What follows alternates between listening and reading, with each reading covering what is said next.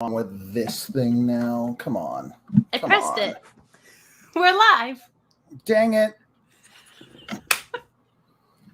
Starting so only Alex and I can. I mean, whatever. Hello. Thank you for joining us. Am I just full on doing the intro because I'm the one hosting from the right side today? I mean, basically.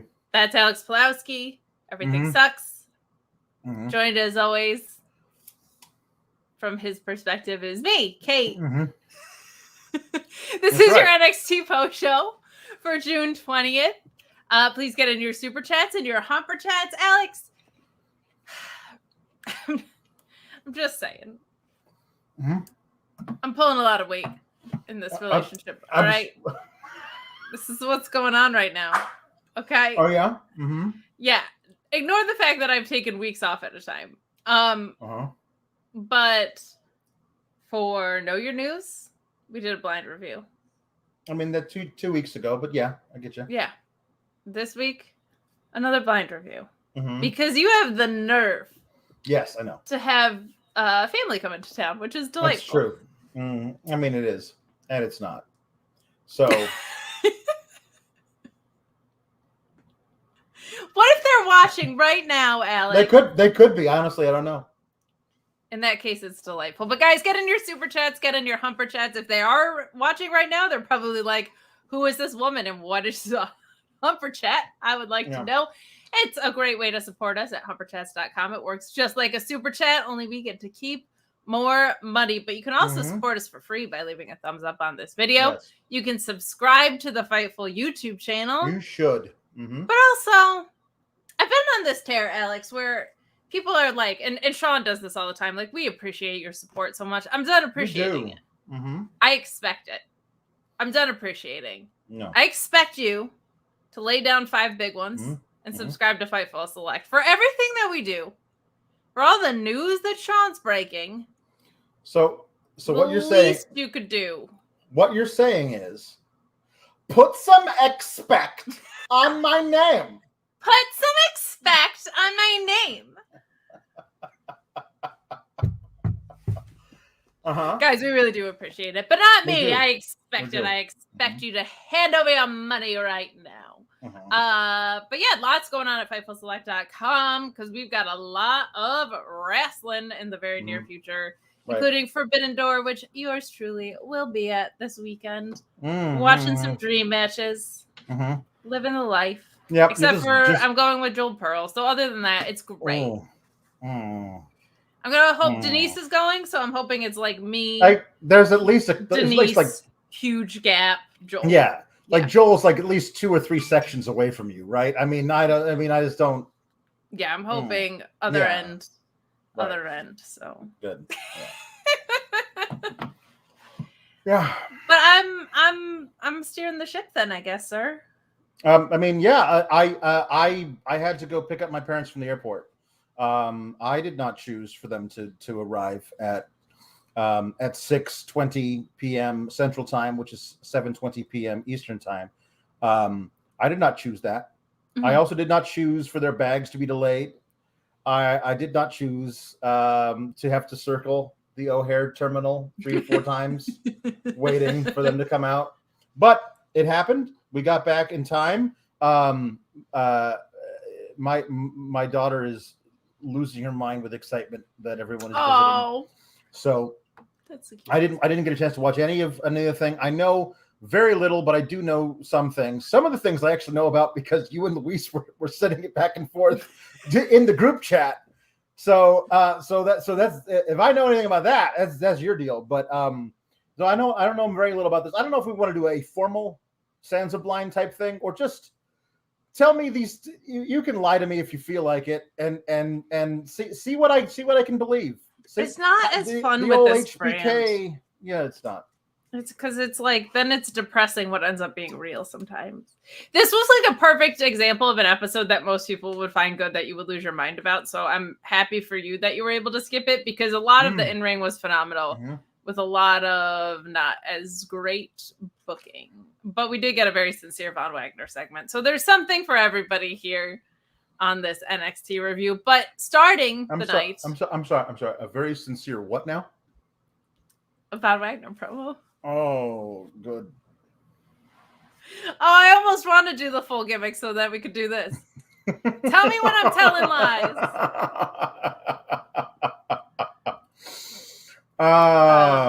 Where's the lie? Right.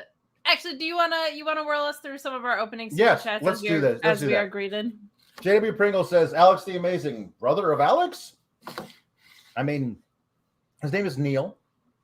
Neil. I don't know if they're watching or not. But is he sour too? No, he's very affable.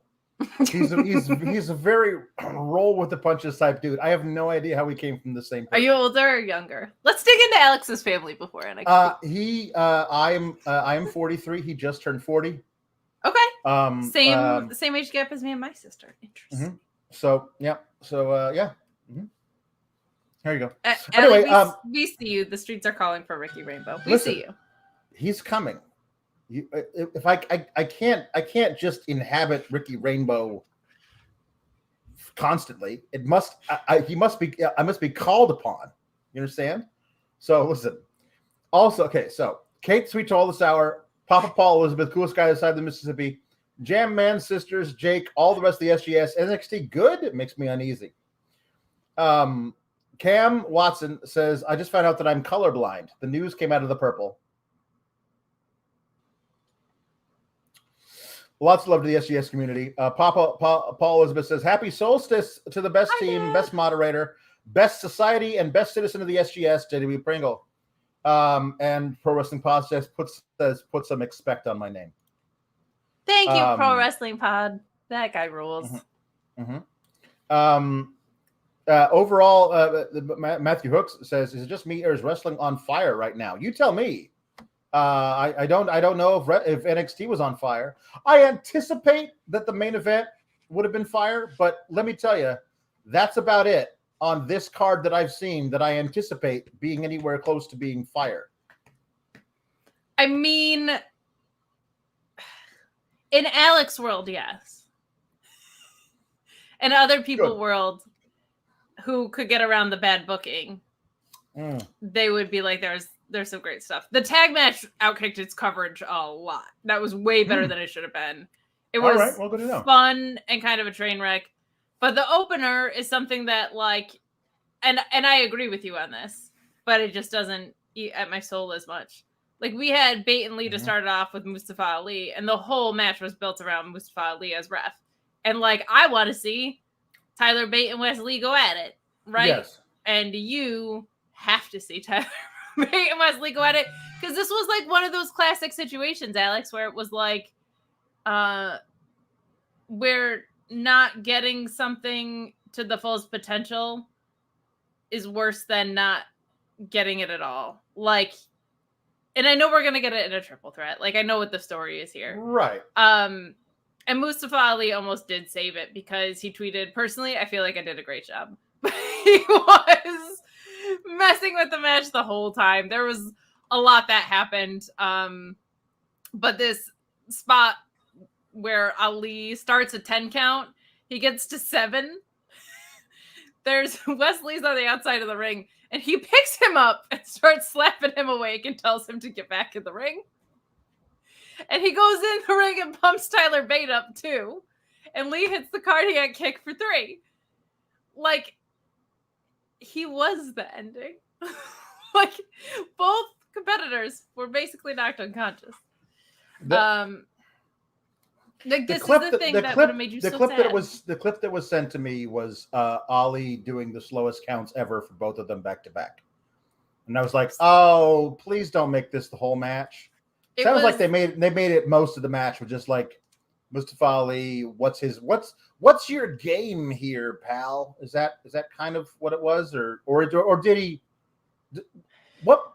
reveal like why he would do such a thing? Booked himself to be special guest referee, and then like didn't do a real refereeing job, like not real. We got slow counts and we got fast counts. Like the story was him messing with the match, but it didn't really show any leniency into. So then, if I ask my favorite question, the answer would not be immediately attainable, which is to what end? No, except I think they wanted to be like, hey, just so you know, he's here to be a heel. I think that was almost like he's not here to choose a side of a guy necessarily, but we want you to know that, like, as honorable as the feud was set up to be, it is not. We are not idiots and could have. Alex, handshake emoji. Most of the SGS equals did not watch NXT tonight. That is true. That's true. Basically, there were some good spots and some egregious spots. Like, these two are not capable of having a bad match. No, of course not. A crescent kick going into a cardiac kick, but Bate dodging it and hitting a springboard clothesline for 2. That was a really, really, really fun near fall. What else did we get in here? We got Bate and Lee. This was like what kind of killed me was the way we got out of the ring. Like, Bate and Lee start arguing and shoving each other, and they lock up, and they're just like all over the ring. And then they go through the ropes to the outside, and they lock back up on the outside.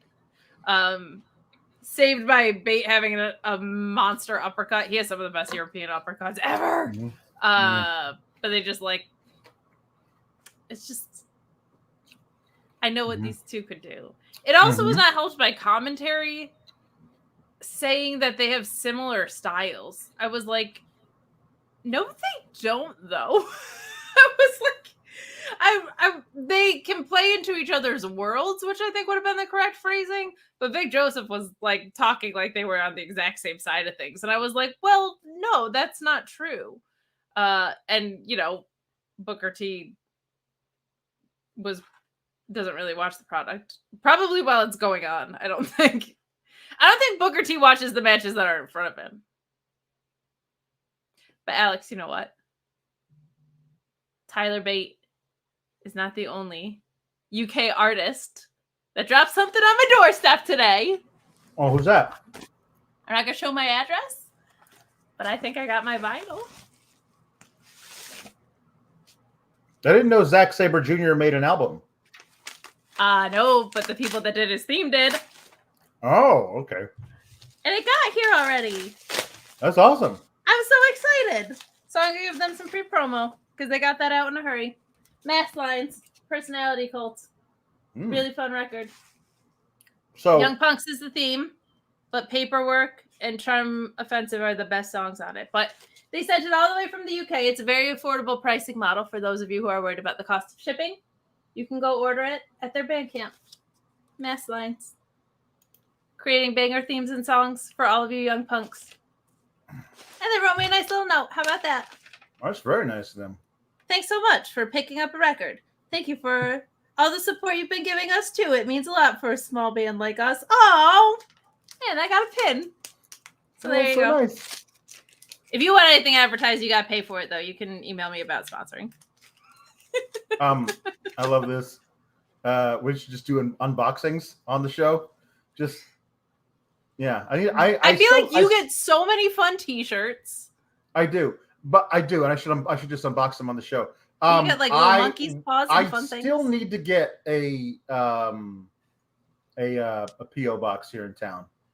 Yeah, you gotta do that. Not doing the address. But people want to send me stuff, and I'm like, yeah, go ahead. Just I'm not giving you my address, so I don't know how we're gonna make that work. So I need to do that. I do need to do that. Yeah. Gold Rush puns.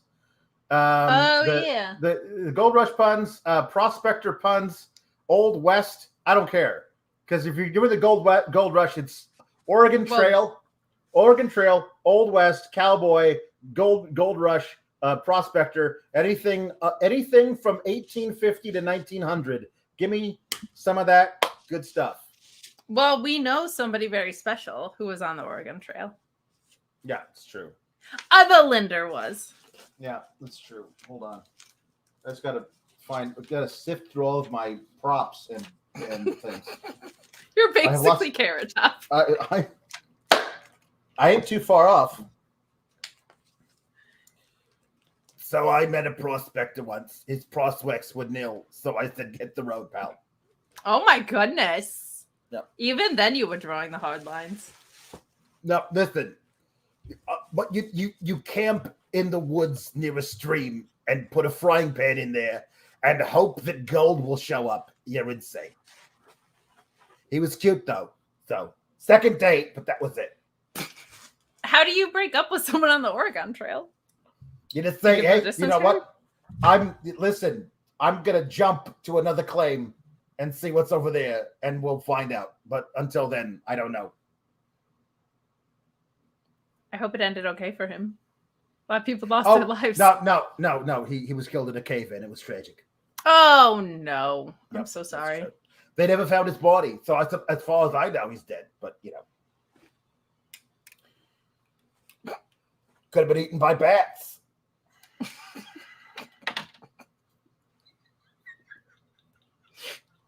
Wrestling review show. That's right. It is. That's what it is. It's one of those. It's one of them things.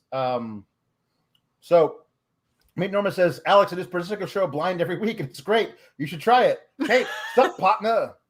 Sup, partner? Headed to the G1, partner. It's G1 season, partner. Matthew Hook says, I don't watch Raw or NXT. You guys give me all I need. Thanks, man. Chama Vice says, Alex should do a t-shirt unboxing. Definitely.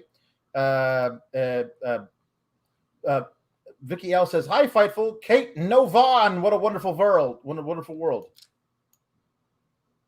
We did get Vaughn, no? We did get Vaughn. Henry the Casey says they call it the Oregon Trail because that was Bobby Fish's name for his mustache.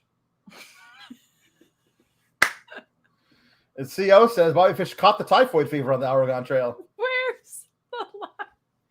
Okay, Bobby Fish jokes and Gold Rush. Yeah, jokes. Yeah. They're kind of one and the same. But Bobby Fish is so old. How old is he? Bobby Fish was the first gold prospector up in Alaska. Bobby Fish was the first Baptist of First Baptist churches. Okay. Chris Pereira says, Robert Yellowstone. That's very good. Hey, there was a Gigi Dolan vignette apparently, and a Kiana James promo. There were. Would you like me to tell you about them? Yeah, please tell me all about them while I mute myself and chomp on some apple slices. I don't think Gigi Dolan needs to be Judy funny. That's what it felt like in this vignette. She was looking at some street art, and she says she's like always been drawn to creativity, which is true. But she's been rejected by her friends and her family and like her whole life. And it sets her apart from everyone else. But freedom to create what enters her mind is basically what keeps her going. And I call bullshit because if you have a creative bone in your body, you know that it's not a freeing thing at all. It is mostly here to torment you. However, I don't think I learned anything from Gigi Dolan in this promo. And it was short. Like I wasn't like, what a waste of television time. But then we get one from Kiana that is very scattered. She says her art is a waste of real estate, which I liked. But then she says that she's fueled by results and that she has ambition that Gigi Dolan can't even spell. And she's going to swim in a pool of mediocrity her whole life.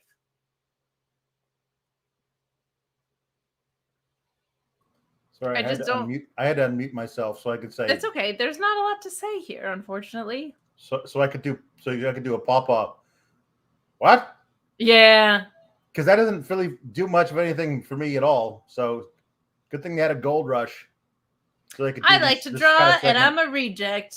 I like results because I'm a port accountant in the real estate space, clearly. And you are lame. Yeah. It was not great.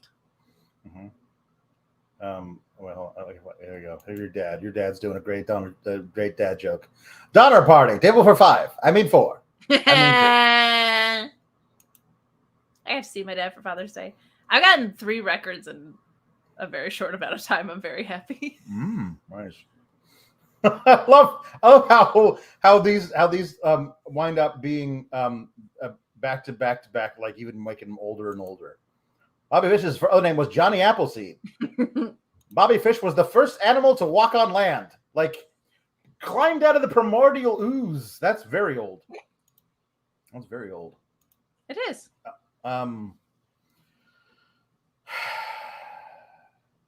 He does not look like a young fella. Hence all the jokes. No.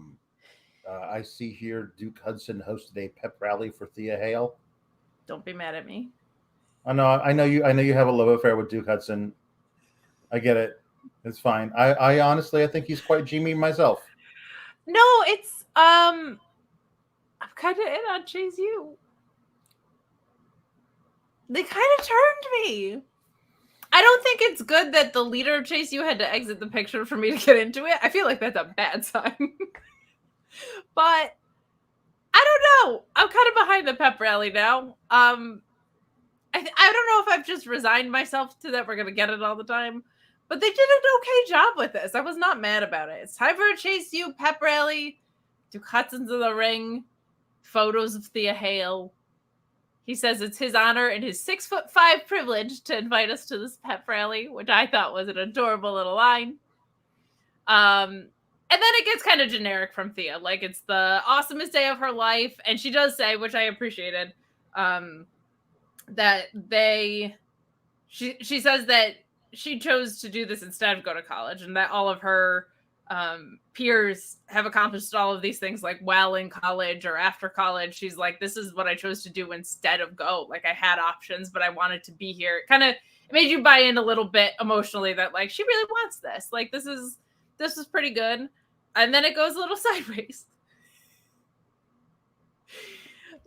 So Charlie Dempsey's in the ring with Drew Gulak, and they kind of uncomfortably point out the fact that she's only 19, and also act like we haven't known that since the inauguration of her character. Like, that was her character. Like, she was choosing. Yeah, this was not good. But Duke Hudson calls them Stutler and Waldorf. And she has no idea what the hell that is. Who calls? Duke Hudson Duke Hudson calls them? Charlie Dempsey and Drew Gulak. Statler and Waldorf, yeah. All right. And she's too young to know what it means. The idea is that it's a dated reference. And it pops their crowd that is 87 years old. Yes. Oh, yeah. But then Tiffany Stratton comes out, and she's real good. She points out that Thea Hale was nobody's pick to win the Battle Royal, including hers, which I think was good because that was true. Mm-hmm. And she got, like, really lucky. So congrats. But the idea of Thea with the Tiffy title is cringe. Mm-hmm. And then Duke Hudson says it might sound cringe and it might even be not fetch, but Thea is taking the title next week at the age of 19. The gals fight. Thea Hale puts her in a pretty good Kimura. Tiffany taps, which makes no sense because it's not a match, but she runs away and poses with the title against the ring. Kind of paint by numbers, but like they're not very good at painting by numbers, so when they do so well, I'm okay with this. And I will say, like, Tiffany Stratton she's gotten so good in the ring that I don't want to forget, like, how terrible this character was and how much better it's gotten. And she's got really comfortable in it. Like, the promo she delivered tonight was that really refreshing blend of a heel that's smart enough to say things that are true, but to use it in a way that is advantageous to her and makes her opponent not look as good. So I appreciate that too. Like, I think it's very easy to get lost in the fact that she's grown such leaps and bounds between the ropes, but that character was terrible to start, and she's really found her way with it. She feels like a champion. Like, it's good, and for an initial program for Gold Rush, which is not a play, this is perfectly fine. Like, this is perfectly suitable. The only complaint that I had about it was that it felt like they kept pointing out her age, which we've all already known, because the whole basis of her character was, I'm choosing to go to college. The college I chose is Chase U. So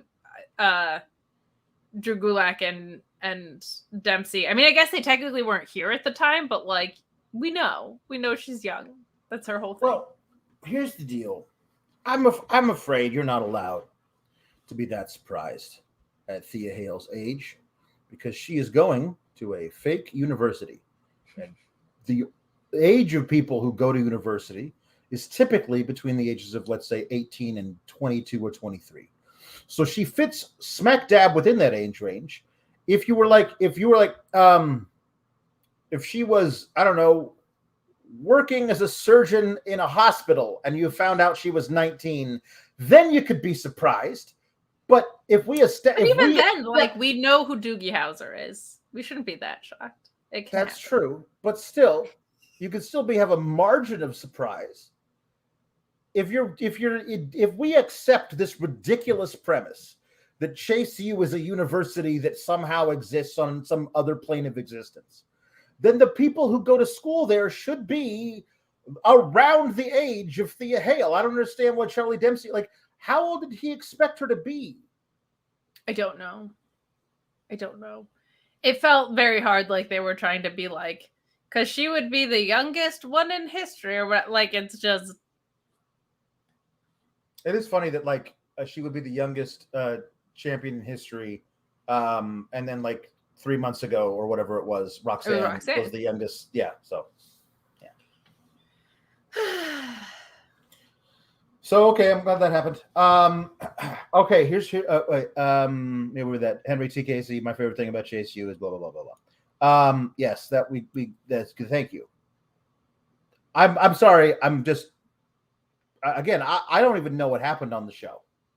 I know basically what the matches were, so I don't know what the segments were. So all I know about the segments is the headlines that were given by Luis on this document I am looking at. And what I see here is Joe Gacy, am I the reason the schism is failing? James Drake, yes, you are, dipshit. So I don't know anything about this at all, and I must know what this is. That's kind of it. That's kind of the segment. We get this is the most like a human being that Joe Gacy's ever felt. So I appreciate that about it. But Joe Gacy is basically like, am I the thing that's derailing us as the leader of this group? And GYV says, yeah, you are. And in my head, I was thinking, no, they think it's the people who won't release them, but that's okay. That's true. But it was like, it wasn't bad. It was dramatic, but it's a cult, so it kind of should be, and it's NXT, so of course it is. And I also liked that a leader of something would be like, hey, I'm the one losing. That seems wrong. And that the other people would be like, yeah, you are the issue. But then Ava Raine, in a very elementary school play type way, says, 4 roots, 1 tree, as if you are counting, and that they're not going to fall from 1 chop. And then GYV walks away saying, like, 4 roots, 1 tree. It's a logical execution of the story aspect of it, which is good. But the fact you didn't see it, I think, is for the best. I think so, too. It would not have made me happy. I think it's good for your mental health. Yeah, good. JW Pringle has a little something in common with our friends at Chase U. I also go to a fake university. I'm Dr. JW Pringle, PhD of thugonomics. Oh, I knew someone with a doctorate in the same field of study. Yeah. I could never see him, but I knew of him. Right. A fellow by the name of John Cena, Alex. Matt Graysky says the word of fishing was coined in 40,000 BC after hunter-gatherer tribes saw Bobby Fish's Impact return promo. Where's the lie? I cannot detect a lie in that. That is factual. Mm-hmm. Yep. I just see here Diamond Mine segment. So I have that incredible description of whatever the hell that was that you just talked about. And I see your Diamond Mine segment. What is this Diamond Mine segment? It's just a reminder that they need to be on the main roster and that they're absolutely wasting their freaking time here. And it's so bad. Ivy and Julius are watching a video of Schism and get interrupted by Brutus. And Julius says he hears they're a serious threat and a legit cancer to NXT. And that if they don't want to be here, he'll send them packing. And then they start insulting each other about Julius's ears and the dent in Ivy's forehead. And what, like, this isn't like, they've been trying to lead into this, like, brothers and little sister thing. And it was just like, it's so out of place. Like, Julius Creed is a top 10 wrestler from an athletic standpoint in the ring, probably in the whole world. Like, I don't know. Maybe not having him insulting Ivy Dial's forehead would be neat. Just call him up to the main roster. Wow. Sounds bad. Yeah. It was really bad. It's only helped by the fact that all of these were really short promos tonight. Like that was like 30 seconds or whatever. But it's just, what the hell are you? How have you not figured out Diamond Mine yet? I know. Well, they said they're not Diamond Mine anymore. They really aren't. Like they are the recruits from Diamond Mine. The people who were leading the group, they're gone. The second in command recruits too. They were the ones. Yeah. Jambeard says, posts a good question. If a tree only has 4 roots, doesn't that make it an unhealthy and dying tree? Probably, right? I don't know a lot about this world, but it seems like you need more than that. Maybe it depends on the tree. I don't know. Apparently, Julius is wearing glasses now. Was he 4 Eyes Julius today? He might have been. I don't know. There they go. 4 Eyes, 1 Julius. 4 Eyes, 1 Creed. Yep, 4 Eyes, 1 Creed. There you go. 4 Eyes, 1 Creed. 4 Eyes, 1 Creed. 4 Eyes, 1 Creed. 4 Eyes, 1 Creed. And then GYV's there with their 1 eye, like, oh, come on, man. So, JC wants to kick Lyra's fucking head in. As captured by NXT Anonymous. Oh. Really? NXT Anonymous catches JC. Isn't that? I guess it's not, right? It's like we don't know who that is. I thought maybe it was going to be revealed that was Blair Davenport, but no, Anonymous just watched Blair Davenport do something. Yeah, I'm guessing NXT Anonymous is whoever their parking lot security is because they don't do anything. Yeah, that's true. So JC's walking in and gets confronted by Lyra about her comments last week. JC says it was just locker room chatter. We'll find out if she has any ties to other people that have said such things. And Lyra doesn't play games, she says before walking off. And JC says, I should have kicked her in the face, and walks off in the other direction. That I appreciate. She should have kicked her in the face. That's right. Absolutely. Put up or shut up, you know? Louise has a question. So she says she got bloody like Mox that one time, and now she's using Danielson's phrase. Is Jane a fan of the BCC? I don't know. Maybe. I don't know. If she starts pulling William Regal out from backstage, we'll know for sure.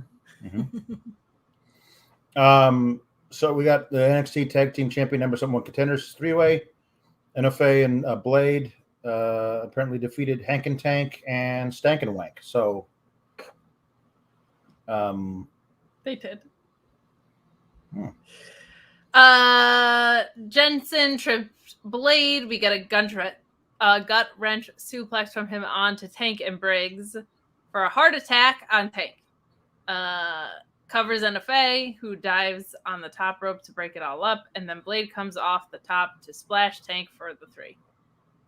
It was a better match than I expected. Like, Hank and Tank should not be working this well together this early. Like, they actually are pretty good. And it was a good balance of, like, Briggs and Jensen do what they do. Sorry, double vest in the beach. That felt weird to say. No, that's fine. Hank and Tank are good in their role, like these kind of wrecking ball big dudes, and Malik and Enofe are good enough. I think them winning here makes sense. The story of like we have to fight each other to prove we like each other was a weird one to get to this point. But this match was like a little bit of a train wreck in a good way. Like it was organized chaos and it was really fast paced. Like I think when you have Briggs and Jensen in there and Hank and Tank, the concern is like, is the pace going to come to a screeching halt? And that did not happen. So I think it was good. Yeah, I think Hank and Tank have something. I don't know if it's ever going to be like anything. Like their ceiling might be Otis if they keep them on this track. But like they can work. Heavy Machinery was working just fine. Yeah. And they had this weird bug up their butt about making Otis into a pseudo main eventer. They put the fucking Money in the Bank briefcase on him. And they fired his partner. Like Heavy Machinery was over as a mid-card fun babyface bruiser brawler tag team that if you wanted to push them could get a title shot but would never become champions. Like there's a place for that 100%. In wrestling. And they don't like having tag teams in WWE, so they broke them up. But Hank and Tank is a perfectly viable version of that. Yeah. Which means they're going to break them up. What was Otis's tag partner's name? Tucker. He was really good. He was very good. Like I really liked him. He was very good. He could talk. Like they let him cut a really great impassioned promo backstage one time. I was like, where has this been hiding? You never let this guy talk. He's good. And I thought it was he had a great motor for a dude his size. Yes, big time. And I was like, this guy's got something. And they fired him, and like he hasn't really popped up anywhere. I thought when they let him go, like I was like, that dude's gonna be a champion in Impact in like 3 years. And it's been like 3 years, and I don't see him anywhere, unfortunately. He's really good. He's one of those guys that I totally get it. If you're like, you know what? I was never really into the whole wrestling thing. I don't want to do it anymore. I totally get it. But I also feel like there was so much left on the table with that dude. Yeah, he was really good. Like he was kind of because Otis has such like a fun and big personality and is also very good. Like he got kind of overshadowed in that, but like he was the workhorse and he had a much more down to earth piece about him that I felt like was a nice offset to all of that. Yeah. Pro Wrestling Podcast says Alex said what I've been saying for years about Heavy Machine potential. I did not understand why they did what they did with him. I thought that they were really good together, potential specifically in NXT, but could have been something on the main roster too. Like anytime you like had like a four corners tag title match, those guys needed to be in one of the corners because they would get the crowd up and amped. They would do some like big dude stuff. They'd never win, but they'd have those kind of moments. You need those guys on your roster. You need a tag team like that on your roster. The problem is the tag team like that on your roster right now is the Viking Raiders, who should be several notches above that. You know, that's the problem. You're right in that they were really good at helping get the crowd up. Because sometimes, Alex, you need a little help getting up. You do. Yeah, you do. Sometimes you need a little assistance. Sometimes your machinery is not so heavy. You know? It's true. Occasionally it happens to other people. Sometimes your Otis isn't Otising. Bluechew.com is here to help you. Do you see these championship belts over here or those trophies up there? You could get one for what? I don't know, maybe the hardest erection that you've ever had in your entire life, thanks to Bluechew and the code Fightful. Did you ever think about that? Did you ever aspire to do that?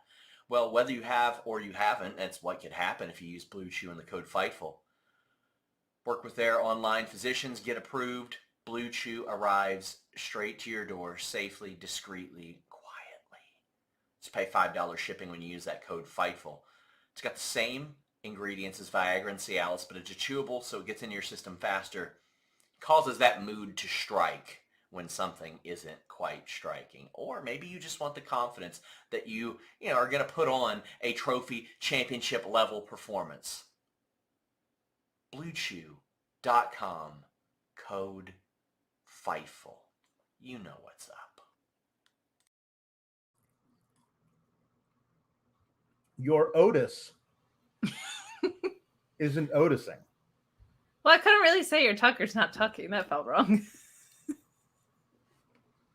Sometimes actually your Tucker is tucking, and that's why you need the Bluechew. That's a fair point. I just saw that you said that in the private chat. Look, they're not all going to be winners. I should have stopped it at sometimes your machinery is not so heavy, but I kept going, and here we are. And if you need to keep going, Bluechew.com, code Fightful. But since it's the ad break, and Alex is taking a nosh, I'll also remind you to subscribe to Fightful Select right now. Because there's a lot of information coming out. Know who's not going to be at AEW Dynamite? Know who might be at AEW Dynamite? I do. You know why? Because I'm subscribed to FightfulSelect.com.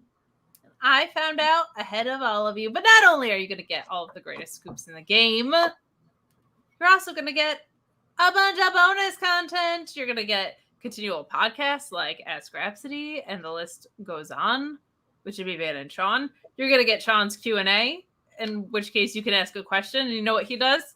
Answers it. And if he doesn't have the answer, you know what he does? He goes and finds out for you. And most importantly, if you like watching me tell Alex things about shows he hasn't watched, occasionally, because Alex is a man of principle and I have no morals or ethics, I will watch the Saudi Arabia shows and Alex will not. And I will tell him what happens on those shows, but I will also sneak in 3 little lies. And he has to guess what they are. But we also do, I was going to say normal review shows, but we don't do that. We do.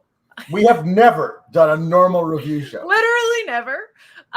We do one without stipulations. I'll put it that way. It's just a clean booked review show with me and Alex.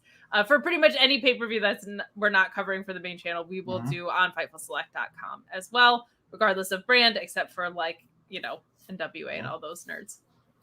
Right. All I see here on my screen is Lotharios and Gallus. Tell me what happened between the Lotharios and Gallus, please. This was just another. We had a lot of promos today. They were all short, which was nice. But Gallus is watching from the back and preparing to head up. And Garza and Carrillo stop them and say they're lucky that they weren't in the last match because they'd have won. And Gallus basically just blows them off and leaves. That's pretty much it. Oh. So they're setting up where that's going. Los Lotharios also makes fun of, is Joe the little one? The littler one? Yes. The littler one. He had his hair all pulled forward and weird for no reason today. Way forward, makes my bangs look tame. And it was just funny because he was talking all of his ass with his emo hair in front of his face. And Los Lotharios are so suave and cool that they couldn't stand it. But the only thing about Gallus that we know is that they go to the bar all the time. They were headed to the pub. And that's the only place they go. I'm kind of concerned about the tag team champions and their drinking habits. It seems unhealthy. And we know how they feel about mental health because look what they did to Roxanne. That's true. I just would say get a hobby outside of the bar, fellas, for your own well-being. Right. And other than that, I would love Los Lotharios versus Gallus. I think that as a match will be great.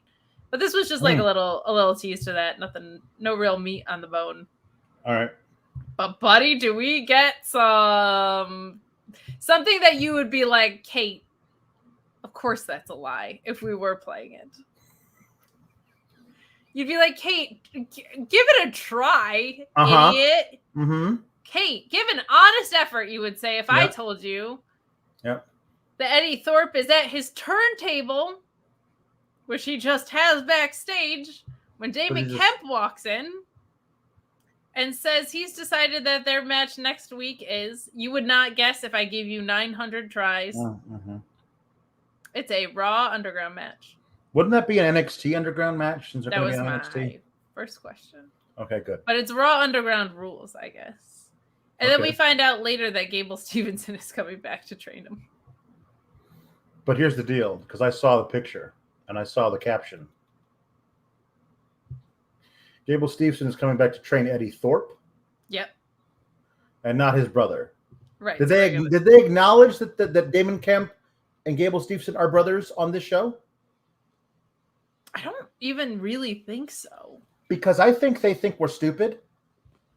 And I think because Damon Kemp and Gable Stevenson don't have similar sounding names, even though they changed whatever his name, Stevenson, to Damon Kemp, I think the swerve is going to be he trains Eddie Thorpe, but during the match, he swerves and he's with his brother, his real life brother. Right? Like if they don't meant, because it's weird, right? Because we know that they're I forget what the other Stevenson's real name is, but we know that they're actually brothers. We know that because we follow this stuff. But most people watching the show don't know that. Okay? So why would Gable Stevenson come to train a dude who's fighting his own brother if they're not going to acknowledge that they're brothers at the time they do this segment? It's because they're saving that information to be put on TV when Gable Stevenson takes out Eddie Thorpe, leading to his brother getting the victory. And now we got the Stevensons, who are a tag team, to face the Creeds far too many times on NXT. Didn't they just put out a thing about how Gable Stevenson's not going to be around? I thought he was like exercising his option to whatever, and wasn't going to be around. Maybe, I don't know. I thought they were just going to do this to set up a one-on-one feud between the brothers. Oh no, we're going to get them versus the Creeds. Yes, I said. Yeah. I said we're the Creed brothers versus the Stevenson brothers. I don't want to see that. Just send the Creeds up. Yeah, they've done enough time. Annoying. Not enough time. Then Roxanne attacked Blair Davenport backstage and got pulled away from officials. And Blair said, "Game on," because with your face you can attack people. Wait, what happened? Tell me this. What happened? Roxanne attacked Blair Davenport backstage and got pulled away by officials. And Blair Davenport goes, "Game on." Did they announce a match for them, or is that just happening whenever? Did they announce a match for them? I don't know. Louise, help me. I feel like she said "game on," and that's as close as we get to an official match. Right. So I brought this up to you last night, and I needed to talk about it on the actual show. That would make sense. So I am both a masochist and an egomaniac. So I have been going back and listening to old episodes of our show, just like in my ear while I'm doing stuff around the house or driving. The NXT stuff is really interesting to me because it is weird how long things are going. Like stuff that I do not believe that some of these things have been going on for 7-8 months. That's why it feels like it's so tedious and like, oh my God, this again, because it's literally this again for like 8 months. Anyway, the first woman. That's the weird part of the shows. Right. Not us. No. The first victim of Blair, what we found out later to have been Blair Davenport, was Nikita Lyons in the parking lot. Correct. And the following week, they do this little thing of like, hey, here's all the people who were in the vicinity who might have been witnesses to this. And then later in that episode, one of the women who was in the parking lot when this happened was Tatum Paxley. And then they make a big deal out of she's one of the number one suspects of who could have taken out Nikita Lyons. They do a whole thing where Ivy Nile says, don't worry, I believe you when you say you didn't do it. And the Creeds are like, man, I don't know. And Tatum Paxley's like, thanks, Nivey. But like weeks after that, she turns heel on Ivy Nile out of the friggin' blue. Makes no sense. And then she turns evil. But now, after Tatum Paxley is now running with Blair Davenport, or at least sacrifices herself out of a battle royal to attack the woman that Blair Davenport is feuding with, and Blair Davenport says, I even have women who I don't even know who they are coming to help me because everyone's so scared of me. They actually inadvertently did the groundwork months ago for Tatum Paxley to have been the other killer, like in Scream. Like she took out Nikita Lyons, but Blair Davenport took out Sol Ruca later. Like they were working together from the very beginning, which actually gives Tatum Paxley a reason to take out to turn on Ivy Nile, which they didn't have at the time. This is they fell backwards into long-term storytelling and won't even do it. Not even on accident. Not even on accident will they take advantage of it.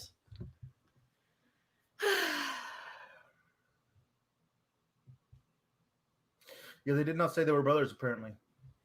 That's ridiculous. No, there was something about like he knows him pretty well or something, but there was not like a brothers thing. All right, whatever. Whatever. I'm just bad. Champion says, can we just call Gallus SPA? Scottish Protection Agency. Yes, we can. Cool. The Green Scottish Protection Agency. Right. Rollins puts over everyone. I saw a picture of him with Nathan Frazier, which I thought was cool. Yeah, he makes a joke about having to carry the Heritage Cup around because it's so enormous. He's like, have fun carrying that thing everywhere with you. But they congratulated each other. And Frazier, this was nice. Frazier asks how Seth is doing. He says not 100%, but he asked for the best version of Finn Balor, and that's what he got, which was a nice foreshadowing of what happens later. And he is, they just kind of have like a champ segment. And then Carmelo Hayes comes in right after and with Trick, and they introduce themselves, and Seth pretends he doesn't know who they are and is laughing in his Seth voice. And Melo said he wanted to pay his respect champion to champion. And Rollins asks if he's beating Corbin next week. And Melo says, is Rollins going to beat Bron? And Rollins says, I don't miss, which was cute. But it was just like a moment for a bunch of applause to happen for Seth Rollins as he's come back to NXT, which was fun because the next segment was one. It was not a good match, Alex. It was. That was the one. That was the one thing that you sent Luis and you back and forth that came up on my phone, and I was like, it was not good. So anyway, we got Dragon some Chatskis? Yeah. Dragon Lee, Yulisa, Valentina, and Bob's Your Uncle. Oh, I thought that was later. Frazier versus Dragon Lee for the Heritage Cup next week. Okay. Yeah, they set that up it was just like a nice respect feud of Seth Rollins had told him to take care of his own. Okay. Oh, yeah. No, that's okay. We can smush that all together because it was all off of the Rollins stuff. Okay. He says like to take care of his own, and the way that he's going to do that is to offer Dragon Lee a spot. He talked to his Bob uncle, and they agreed it was a good idea. He said so. That's good. Yeah. Good. All right. I'm cool. It's cool that they're doing the Seth Rollins, Ben Carter connection. I think that's cool. And yeah, like Seth's a company man. He's going to be here forever. They're Seth Rollins versus Carmelo Hayes program within the next couple of years is a must. Yeah, got to do it. Those guys would be great together. So I like that they see that.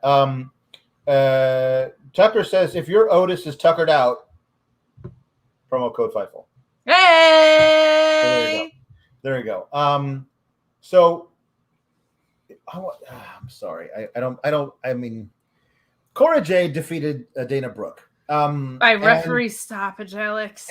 And what I just saw, you and Luis going back and forth in our little group chat was like, oh my God, I know, right? I won't actually quote you because some things don't need to be quoted, but basically that was the idea, and color me intrigued because I just now I need to like go back and watch how bad this match could possibly, because we see a lot of bad stuff. And I don't ever see a lot of Kate and Luis going back and forth like Jesus. Like, I mean, so I'm intrigued. Tell me more about. Support women. I want to support women's wrestling. This was really, really bad. Because the story and the ring work were not good. Like Dana Brooke did not look great in this match at all. There was an injury angle where Dana Brooke is just shouting, my leg. And they cut to commercial as if it's real, which it is not. And they come back and she's on one of those like recliner gurneys where it's like you get your leg checked out, but the back is up. And she's getting her leg checked out and she just breaks through, gets back up, and continues the match. Like, she just busts out of the gurney, basically. Dana goes for a Vader bomb, and Cora moves and locks in a single leg crab in the center of the ring, the same leg that had been injured. The crowd was chanting for Dana to tap. Like, they were heavily in Cora Jade's corner, which was not good. Classic, like, almost reaches the rope, gets pulled back, but Dana won't tap, so the ref calls it.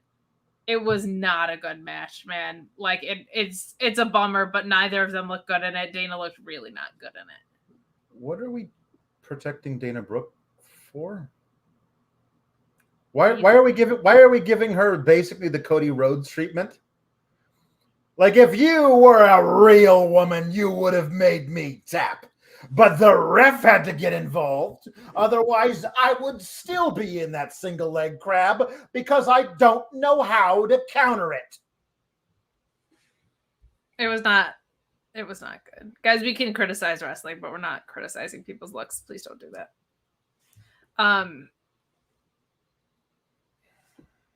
It was bad. I don't know if there was like an actual injury, but it couldn't have been because they had the great. It was just the booking would have been like number 7 on your list if you saw this. It was really, really not good. Cora Jade didn't look good in this either. Like, it was all over the place. And it's not a good story, and it's not a good use of bringing someone back down. And then Booker T also just buried her on commentary forever. He was like, she doesn't really have like main roster status. She didn't really do anything up there. Like, the whole match, he's talking about how she like didn't really accomplish anything. And I'm like, Jesus, it's enough time for her to come back here and stuff. Like, it was like uncalled for weird.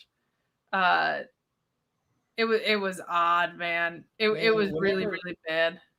I don't understand. Does she have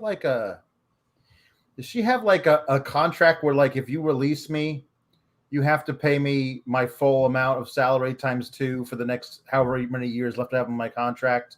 Because whenever she had a match on Raw, Corey Graves would bury her. Corey Graves would do the same thing. And it feels like they're trying to get her to leave. Like honestly, like I am not a fan of Dana Brooke's work. But I don't think you need to do that to her. That's uncalled for. No, like, she's not. There's been other people who their in-ring wasn't like they never did that to Brie Bella when Brie didn't look good or whatever. You know what I mean? Like, no, they just talked about everything else that she was good at. But it was really weird for Booker T to do it too, because like Corey Graves shouldn't have done it, but he's very clearly a heel commentator, right. And I feel like he really missed the mark. Booker T doing it, like, he's a little bit more up the middle, and for him to be like, I think what he was trying to go for was like, Cora Jade's a big deal down here. And like, just because she's coming down here from the main roster doesn't mean like the opposite of the Baron Corbin story, basically. But like, it was they did her dirty, but then the match didn't do anything to help it out either. You know what I mean? like it didn't feel like she was fighting from underneath. Like it was not good, man. It sucks. I don't want to come out here and be at all in the slightest cruel, but there was just nothing about this that was a productive segment. Cora didn't look good either. It was a bad story and really bad in the ring. Like just not good. Yeah. And also, like, you don't have to do an injury every time. And I know I'm not a tech or tear. I'm not saying you have to work over one body part an entire match, but like, you can have someone have their knee twisted in a match and they don't have to go over to the gurney for the story to be told with it. Like, she could have injured her knee just by taking out her knee and then putting her in a single leg crab. Like, you didn't need to do this super dramatic spot. But this just was unfortunately not a very good night for either of those ladies. Which sucks. That's weird. That's just very, very weird. I did not expect the match to be good, but I did not expect it to be like the story of how we're going to. I don't know. That's just so. Well, the other thing is like, are they planning on running it back? Because that doesn't. Not now, probably. That doesn't feel like a good idea anymore. Not now, probably. Yeah. But. No, it's bad. Yeah. No. Yeah. No. Nope. Mm-mm. All right. So here's what I'm gonna do. You can talk. And I'm just going to watch this 1 minute thing of Von Wagner, and the people will see me reacting to it live for the first time. So I'm over here watching it. Kate's gonna talk.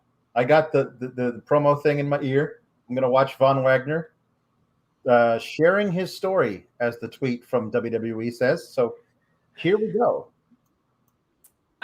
This segment was Von Wagner talking to Robert Stone and saying that Robert Stone cared about him when no one else did. And Stone wants to talk about this picture. And he talks about a condition he had as a kid where his skull fused into place early. He had to go under a 14-hour surgery. And then we see like photos of Von through the surgery.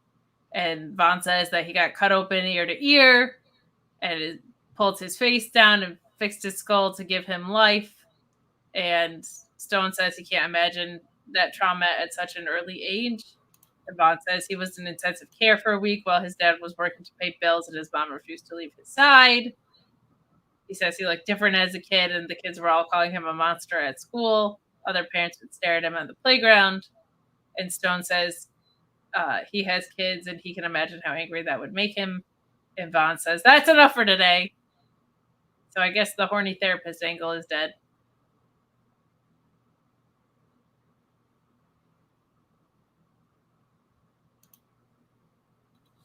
Okay. If he could seem like he was saying anything sincere in his whole life, maybe this would have worked for an iota of a second, but he... Right. Also, listen, it would be one thing if you actually got him to just talk about this, but this was a scripted thing. They had him read a script about his own. That took a left life. turn with a horny therapist. Like, the horny therapist was weeks ago, and this is right. This is a thing of him in the arena with nobody there talking to Robert Stone about his right. thing. But I mean, like the jug handle that we took to get here is insane. Right. Oh yeah, no, yeah, ridiculous. But this thing is that he's obviously reading a prepared script, and the reason I know that is because they put a line in there for Robert Stone to deliver badly, because he goes, "There's only one way to fix it." Surgery. Yeah, surgery. Now, see, just have him talk. Just have him talk about it. Like, no script. Just have Von Wagner talk about his whole life. This must be a story he's told people before in the past. Must be. I mean, I think they're saying he hasn't, right? Because he's. But that's a lie. But it's fine. This is okay. I guess my thing is now to what end? Well, now he's going to be the monster that everybody pretended he was when he was a kid, right? Isn't that where we're going with this? Couldn't you have done this 6 weeks ago in one storytelling vignette instead of this entire trash angle? So we're gonna do the thing that you said he's gonna be the monster he was as a kid. Is that what you're saying? Yeah.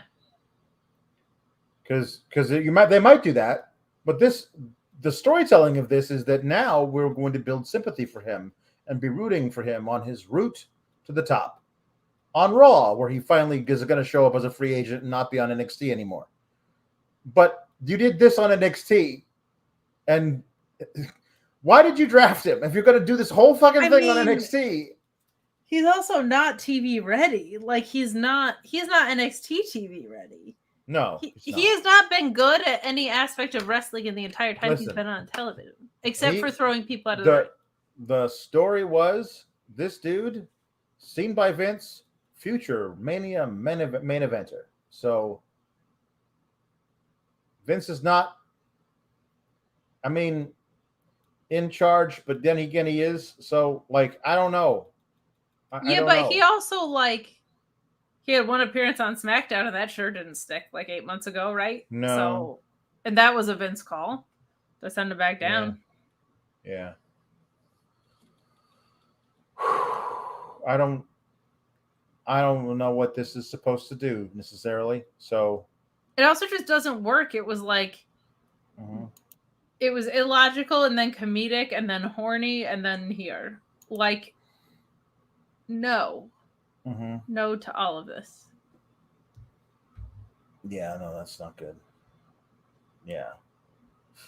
Okay. Sincere Von Wagner is as Balfa Bill says, I did not expect a Von Wagner Hallmark movie. So, yeah. So he's going to meet a woman from corporate who will be too busy. Yeah. But we'll have a child because she's a single mom who is getting bullied in the same way. Right. Also, I don't know if I want to say this. Yes, you do. Dude, not. This is so shitty to say. No. Acknowledging that this makes me a bad person. I'm acknowledging it. Mm-hmm. This is not a nice thing to say. It's called sour grapes. Okay.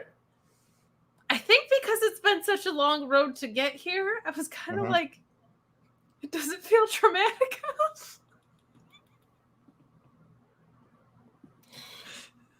Yeah. I was get over it. It happened when you were 5 and it saved your life. Yeah. You probably should go to therapy and whatever, and not be telling your manager who sucks at being a manager this. It's just been such a long build with this dude, and then for it to just be I had to have very long surgery. Here's how long the build was, Kate. In the go home segment to Vengeance Day is when Von Wagner lost to Dijak, and then at the end of the show, after the match, Robert Stone says, "How am I going to help you if you won't even open up to me?" January, because I just listened to that episode of our podcast on the drive to pick up my parents. I was like, "Oh, go home to Vengeance Day." I just scroll through until I see one I might like to know, because I didn't know what was going on back then.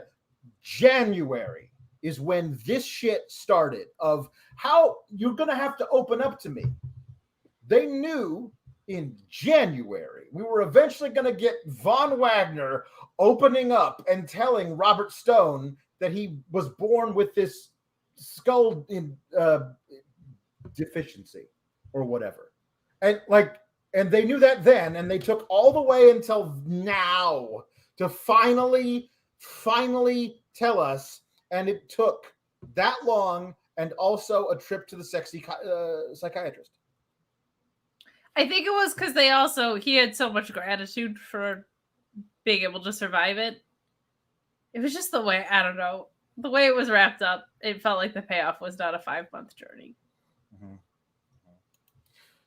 It's because they like, it was the, and my dad was working and my mom never left my side. Like it got a little corny. Yeah. Matthew Plus says the only road longer, whatever Katie is talking about, is the road Optimum drives to fix your internet. There you go. If they tried, I wouldn't be having as many issues, probably. Alpha Bill, as far as I know, they have seen none of anything that I have done. That's so funny because my parents have seen a lot of your Rich and Two Strands, so they don't watch wrestling. I know. It's funny. Do your parents watch wrestling? Did either of your parents watch wrestling? God, no. They have no idea how I've slipped so far down the social ladder that I could be talking about this professionally. Stop. It's true. Did your brother? Oh, it's true. No. I don't know. Nope. How'd you get started? My entree into this was freshman year in the dorms. I was a college wrestling convert too. It was the freshman year of the dorms was 97, 98. So it was the height of the Monday Night Wars. One guy would have Nitro on in his dorm. Across the hall would be Raw on the other TV. And we would get pizzas delivered, and we would just run back and forth depending on what was happening. I knew what wrestling was, but I did not follow anything. And that's how I got into it. I was dragged into it during the absolute height of the biggest boom period in all of wrestling. I do not think that I've been chasing the dragon ever since, like trying to find that sweet high, and it's just never gonna. You had a Nitro party across the hall, and you had Raw in one room. Yeah. Were you a WCW guy or a WWE guy or WF guy? I think I was WCW because I loved Kevin Nash so much. Oh, like, he was my dude. He was my dude. Like he was that's just the way he would like stroll into the ring, and like just the way he cut a promo like he had better shit to do. Like he was just the coolest fucking dude. But I mean, like I like both. I like Austin. I like Rock. I remember watching like WWE has these giant characters, and WCW just seems like everybody hates each other. And I don't know why I was like, this is more compelling to me than like the dude who may or may not be a zombie and his brother who may or may not have burn scars over his entire body. I mean, like honestly, like that's the thing. But this just feels more relatable to me. So I don't know. Yeah. Well, very fair. Yeah. Oh, here we go. How I know Luis is a Washington Capitals fan. He writes in all caps. I actually really respect that he sent that in two chats so that there would be a delay. Yeah. They got to get the punchline. Jambeard says, Alex, your family's first taste pro wrestling needs to be a John Moxley bloodbath match. My brother's first taste pro wrestling is going to be Forbidden Door, because he and I are going to sit there and watch Forbidden Door together while he's visiting. And I'm like, so I don't know how to explain this. That little dude with the beard, he's the most vicious son of a bitch in the world. And that really tall Japanese guy, he might be the best wrestler who's ever lived. We don't know. They're going to fight each other. And it's basically like my birthday and Christmas rolled up into one. So you're not going to understand any of this, but you're just going to watch me sit there and just like cry happy tears while watching it. So I love when anybody's first viewing experience includes Orange Cassidy. That's gonna be awesome. That will be funny. That will be fun. He will. I think he will love that. Also, yeah, they always people who haven't seen wrestling before love Orange Cassidy. I also don't know. Probably won't have a match, but I hope he's on Collision. My brother was a huge Rusev fan. He does not watch wrestling. He does not watch wrestling, but his now his this woman he was with got him to watch Total Divas, and he thought Rusev was hilarious. So I want him to see Miro. I think it's very funny. Anyway, what happened? What? Huh? What? Baron Corbin and NXT champion Carmelo Hayes come face to face, and all I saw on my timeline was, man, Melo cooked Corbin, and I don't know how he cooked it. I know Baron Corbin likes to smoke a meat, I don't know if that was how he was cooked or was it boiling, baking? He was the meat tonight. Oh boy. I'm all for baby faces being the ones to come out of these looking strong, but this got lopsided really fast. We've got a lot that Melo came out on top with. We get the face-to-face. Corbin, the first swing and a miss from Corbin was, he says, if there's anything he knows, it's that being champion at NXT doesn't guarantee you anything on the main roster. What do you think Carmelo would have said to that, Alex? Would you know? Because he went right in for that kill. Yep. Really, really fast. And I think everyone at home was thinking it too. Corbin didn't do a bad job with this. Carmelo just, everything Baron said was set up for a Carmelo slam dunk, and he knocked him out of the park. Melo said that this isn't new to him. He's seen main roster guys come and step to him before, and they've ended up with t-shirts in the rafters. Woo! Corbin, he starts to take like shots at Happy Corbin, and Corbin interrupts and saying like, you know what Happy Corbin did for me? It bought me this $1.8 million house. And like these kids with their surface levels insults think they mean something. They can compare bank accounts, WrestleMania moments, or more, whatever metric you want, and Melo will take the L regardless. Melo says to Corbin, you used to be all that, but what happened? And Corbin has had a decade on him, and if you want to talk numbers, at 26 he cashed in for a title, and at 26 Corbin was being cut by the Arizona Cardinals. Mm-hmm. Corbin also says that if Melo had come out every week that he's him, he's come out here every week and said that he's him when he's not. He says Melo is a nobody, and that's why he barely, this pissed me off, and I was like, this would piss Alex off if he was watching. That's why he barely noticed him sitting behind the barricades at SmackDown. He's insignificant.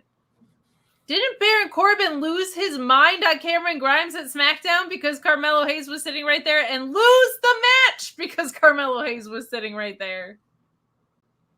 Yep. Don't lie to us. That one's such a blatant lie. Like, that's not even like a... Well, like, if you're going to do that, I mean, Carmelo needs to be able to have a comeback with, like, you barely noticed me? You were so obsessed with me being there that it cost you your match, Holmes. Like, I don't understand. Like, if you're going to, it's fine to have the heel be delusional, but then you need to immediately have the baby face call him out on his delusion. That's part of being a heel is being delusional. So then you got to have that. But yeah, those of the front rows watching me lose is great. I think he might have been setting Carmelo up for that, but the momentum went so heavily in Melo's way that it might have been good he laid off. This is the thing, though. This is why the booking, burying anybody the way that they have done with Corbin is bad for everybody. Because, like, if you can just like actively bury a dude the way they did with Corbin at the end of his run with JBL. I've never seen anybody dress down like that on camera, ever. And they've done nothing to rehabilitate him. So then you say, oh, well, we're going to send this guy down to NXT to have a feud with the NXT champion. And the NXT champion's not supposed to, like, mention that this dude's been on a losing streak forever? Which he kind of... I felt like they actually did okay with that, because he did say, like, what happened to you? Like, yeah, you used to have all this stuff and be that guy. I feel like if they went too hard in that direction, you would be burying the product, to your point. But they couldn't not acknowledge it with someone who's as good and unafraid as Carmelo is.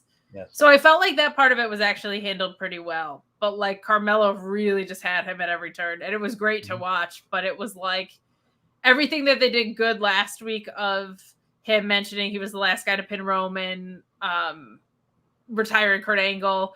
Like, it felt like Baron Corbin came out really weak from this. So it felt like he was standing on a house of cards with Carmelo, which, if it was designed to do that rather than being even split, touche to them. But, like, man, Carmelo came out looking way, way, way, way stronger than Baron Corbin. Yeah. The Baron Corbin thing. I mean, it's just when we like Happy Corbin bought me in that $1.8 million house. Do you remember how he went from being bum ass Baron Corbin? Vegas, baby. He won millions of dollars, starting with a $10 bill or something like that. And on the slots in Vegas. That was the story. And of course, the story leading to him becoming bum ass Corbin was because he lost his crown from being King Corbin to Shinsuke Nakamura. And because he was no longer in possession of a plastic crown, his salary dropped to levels such as he could not pay the payments on his car or the mortgage on his house, because apparently having a plastic crown in your possession bumps your salary up 100 times. So you buy things you can't afford. And then if you lose the plastic crown in a match, then that's it. That's the end for you. The creative surrounding Baron Corbin since he pinned Roman Reigns has been 3 years, 3+ years, because that was December of 2019. 3+ years of some of the worst creative surrounding a main roster dude who they still insist is somewhere near the top of the mid card that I've ever seen. It is unfortunate to him, because I do believe there's a really talented dude in there, and there's a great role for him to play on your roster. It just ain't any of this shit they've been giving him for now 3+ years. No, and it felt like they had something so much more unlocked with the Lone Wolf stuff. Like his NXT character was all right. It wasn't my favorite, but it was all logical and built on something authentic and made sense and came from a real place. It just they only went backwards with him. It's a weird thing. I will never forget a match I reviewed for Main Event at the beginning of my career in the WWE reviewing business, where he teamed with the Dudley Boys when they were healing it up in a 6-man tag on Main Event. He came down last to the ring, and Devon and Bubba Ray wanted to dap him up, and he just walked past him. He tagged himself in to get into the match, beat up Goldust a little bit, and then got tagged out by Bubba Ray, who tagged himself in the way Baron had. Baron looks at him, gets out of the ring, and walks up the ramp. He was like, I don't want to be here. I don't want to play with you guys. You know what? Fine, you do it by yourself. And I was like, that's some really interesting lone wolf character shit that they never actually really got a chance to show anywhere on anything other than Main Event. There's some good stuff in there, and it's gone. Lash Legend and Jakara Jackson defeated Yulisa Leon and Valentina Feroz. This was not the best night for women's wrestling on NXT. This is about 3.5 minutes long, and it was also sadly not very good. We get Feroz leaping onto Mensa on the side, and Leon in the ring gets taken out by Lash Legend for 3. This was not very good, but it was very short, and I'm glad it was very short, because I will say this: whilst the stories are usually terrible, the women get a lot of screen time in NXT, and a lot of them are very good in the ring. Tonight was not that night. Yeah. And this was an example of it not being that night. Apparently, Lola Vice and Elektra Lopez were watching the match in the ring menacingly. Yes, and hotly. They looked hot. They're sexy bad girls. Latina heat, you might say? One might say. Good. So the crowd did not mind how they looked tonight. Oh, yeah. They were not mad about it. Nor was my timeline. Great. So here we go. All I saw was just a brief video on Twitter that I scrolled past of Stacks kidnapping Joe Coffey. Sean Murphy says, what was Stacks' plan? It seemed to hinge on Joe Coffey getting a phone call at that exact moment. Did he plan to get all three? So confused. What happened? What you saw was it. He just kidnapped Joe Coffey. There's nothing else to tell you. But what were the other guys around, or was it just literally Joe Coffey on his phone? What was happening? I think it was just Joe Coffey on his phone. I was actually out of the room for a second, and this happened so fast, I don't know. So I'm pretty sure it was just Joe Coffey getting kidnapped. Joe Coffey sleeps with the fishes? I don't know. I don't think so, because that would make the story real boring. Maybe he's just kidnapped, and the other gals' boys have to come for him. In the parking lot. Yeah, they're walking out of the parking lot. Obviously, that's where it happened. A security guard. Joe got a phone call. Yeah, he was on his own. So, who called him? Maybe Tony D from prison. Attacking the pub. Oh, hey, cool. So there must be other guys who work for them. Oh, that's good. Okay. I must have missed that part. I mean, they may never appear on TV. Maybe Stacks just went down to hire mercenaries. Hired some mercenaries. So that's funny. Okay, cool, great. I guess. Yeah. I saw a couple of clips of this. Fantastic. I am literally going to go back as soon as this is over. Find my DVR and watch this thing. Last night, we talked about on the podcast on Select. Bron Breakker cut an awesome promo backstage at Raw, talking about this. I'm really, I really like that dude. I think he's getting better and better in the ring, and way better and better as this heel character version of himself. Yeah, there's some good stuff. But when they don't make him out to be a total doofus, he's great. He's got to get rid of the meaner than evil thing. That's dumb. That's really dumb, and it just makes me think of Evil from New Japan, and I don't even want to think of Evil from New Japan because all of his matches are overbooked dog shit. This is the most they found the sweet spot with him. The promo yesterday was great. I said yesterday on Select, it's so effective when people use volume as a device. And I used CM Punk as an example because of course I did. But there's a really big difference to me between there is a glass ceiling here and no one's allowed to break it, and yelling. That controlled thing is so much scarier because that guy thinks he's fine. That's alarming. The guy who's yelling knows he's in a state of panic.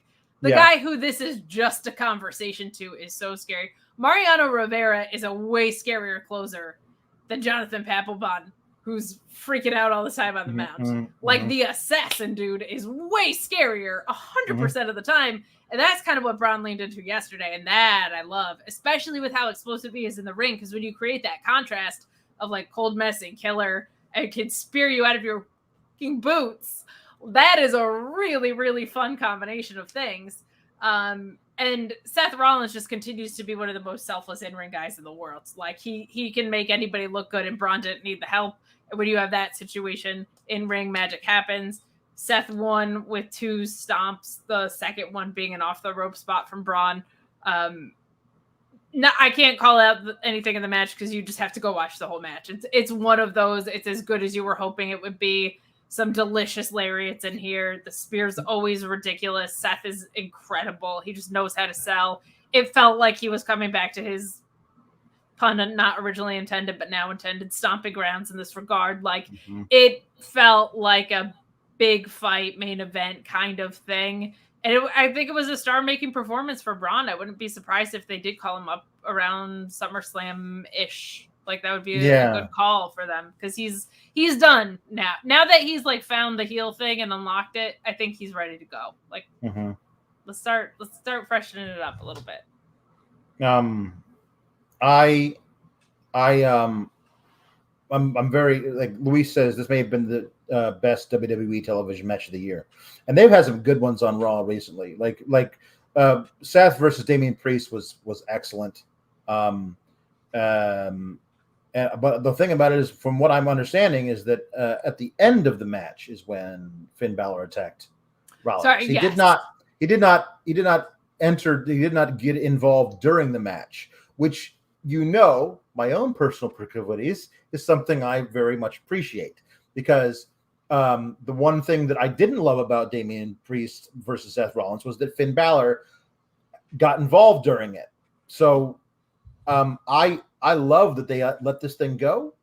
It sounds like Bron really acquitted himself during the match, looked great, even in defeat. It takes 2 stomps to get him. I saw him kick out of a pedigree and then immediately hit the spear on him. That was what the clip that I saw. So I'm very excited about the future for Bron. I hope they do what they need to with him. I think that he's a guy who would be great as a running buddy, not a tag partner, but a running buddy of another dude. Sure. So they could go together. Just like they would tag together, but it wouldn't be like a tag team. I don't want it to be a heavy. That's different. I think they should be nearly on the same plane. I'm not sure exactly who, but like there could be a really cool act that involves Bron Breakker. There could be good stuff on the main roster, because I wish think they had a manager kicking around, because he's so ripe for it. He really, because we saw yesterday, he's a good promo, but like him with the manager just gives you that like importance thing, and they have nobody. They have MVP and Paul Heyman. There you go. I don't know if this works, but I want to fucking see it. I know how their name wouldn't work together, but just these 2 dudes just wrecking shop all over the place. Like, I mean, they don't even need to be anything, but like that would be fun. He's ready. He's ready right now. He was ready. We just didn't get to see how ready he was because some of the creative was bad, and so all the feuds were really poorly laid out. Well, like, you have this guy here, you were giving him go fishing bullshit. Like, it's not that different than Roman. Like, Roman was suffering succotash guy, and then the heel version of him rules. Like, you just have to find what people are best at, which is kind of the point of NXT. I just can't believe how long it took us to get here, because it was obviously there. This is the one, if they ever turn Cody heel. Oh, that could be fun. Braun is his top lieutenant in like a 3-man, 4-man group with heel Cody. I don't know if they're ever going to do it. But those 2 dudes would be perfect together. The thing you have to remember though too is like, well, Braun's like 5'10" or something. Like he's like 6 foot, I think. He's 5'11". Cody's 6'3", so it's like he feels really big in NXT, but when he goes up to the main roster, he's gonna feel big, but he's not gonna feel like a Braun Strowman or something. Like right. Here's the thing is he's not gonna feel like anything until he hits you, and then he's gonna feel like a ton of bricks. Sure. This was what I thought they should have done a while ago. Is you build a guy like Omos on the main roster, having him murder everybody. Nobody can take him out, whatever. And then you have him call out, I don't care who it is, says MVP, come on out and my boy's going to make mincemeat of you. And the dude who comes out is Bron Breakker. This is back when he was wrestling face. But I thought that was the way, and you have him come out and immediately cut Omos in half with the most vicious spear anyone's ever seen. He doesn't have a match with him. He just spears Omos out of his boots. That's the only reason you build a non-talented giant guy, is so that the guy who actually is talented beats that dude up. Man, that's good stuff. Yeah. Wow. Seth Rollins made him look really good, and then they just sent him away. Yep. Braun and Bronson, Team Bone Breakers. I'm in. I'm in on that so much.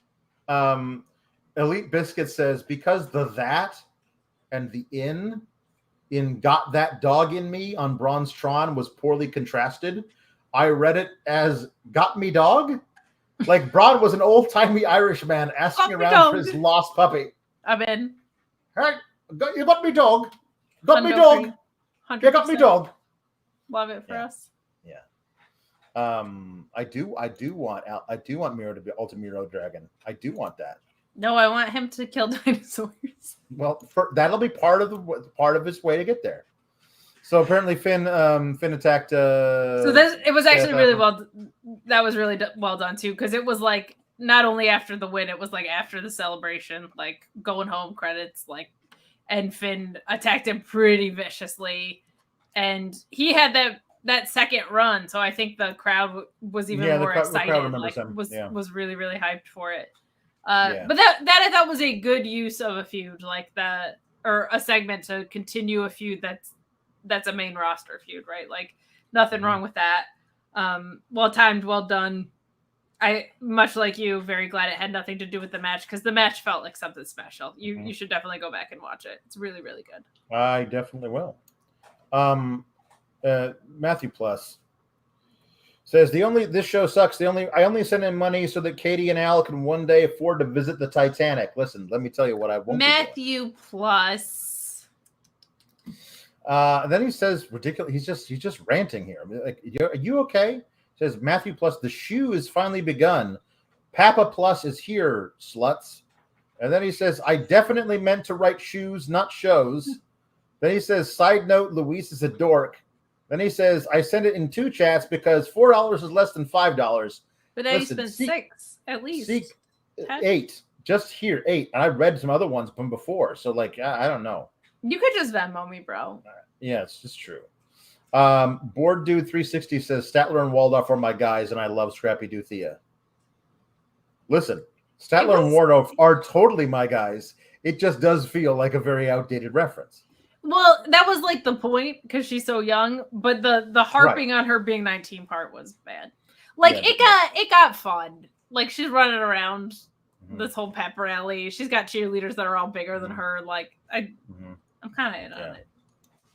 Jambeard says, I mean, if you want to team Braun with heel Cody, they could do a Legacy 2.0.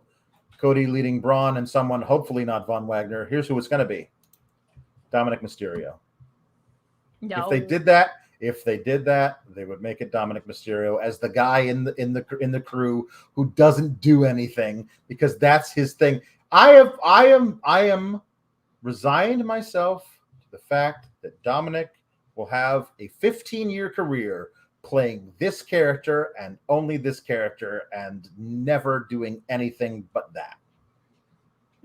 I don't think they would, for their own ego and a little bit his, I don't think they would attach anybody to Cody.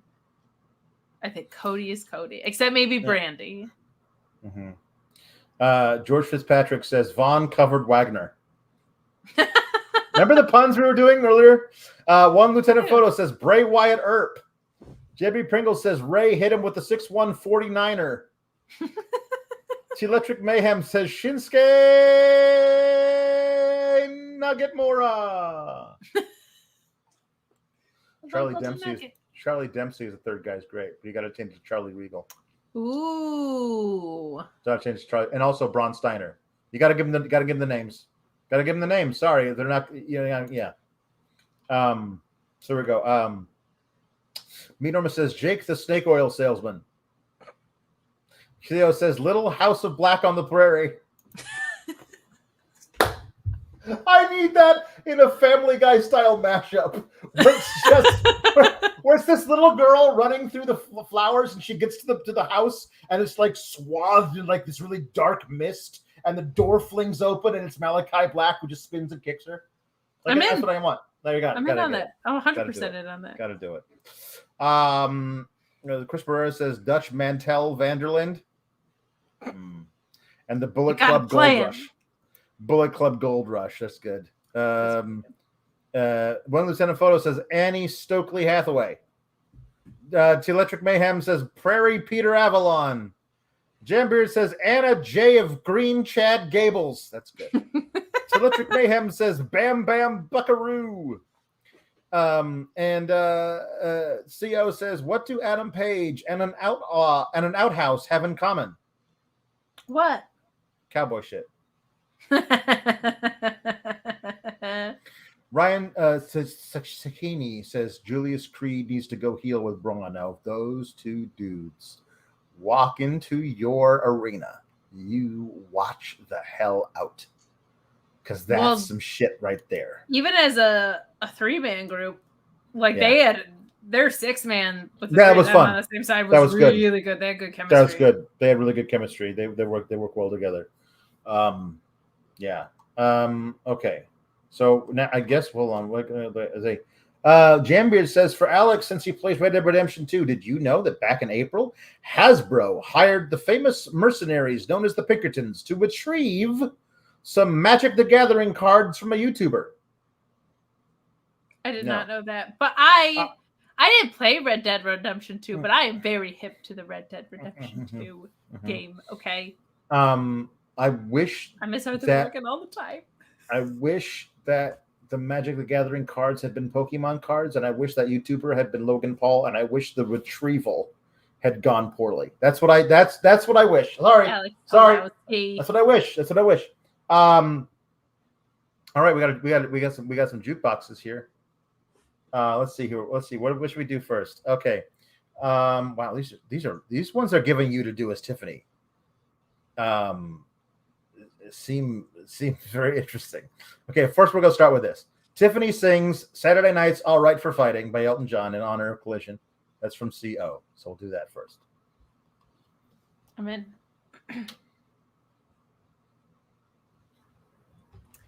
It's getting late. Have you seen my mates? Ma, tell me when the boys get here. It's 7 o'clock. I want to rock. Want to get a belly full of beer.